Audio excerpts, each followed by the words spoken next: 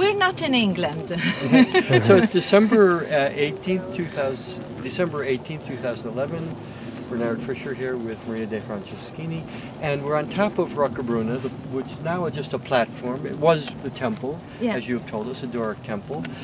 We really came to see, or to hear you tell us what we can't see that we could have seen in antiquity, back to Rome and in another direction over to Praeneste. What would we have seen from up here? So this was like an advertisement of the presence of the emperor, because there was this temple that was possible to see all the way around. And for example, if you look at that ugly church over there, that gives you an idea what the temple here would have looked like, because from all the Campania you can see that thing. Yes. And here was the same, except that the temple was much better.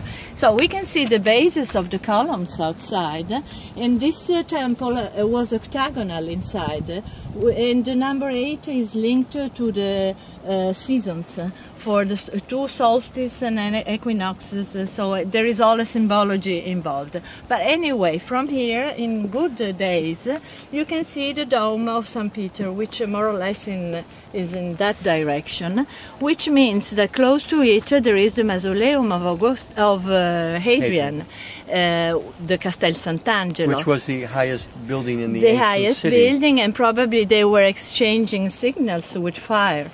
And the same probably was, surely was happening with the temple of Fortuna Primigenia in Praeneste, which is exactly in that direction, more or less,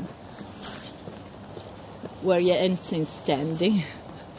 And we know that on top of the temple of the Fortuna Primigenia there were fires, so you could see, and also from here, now there is the olive grove, you could see the Apollo's temple and the Accademia.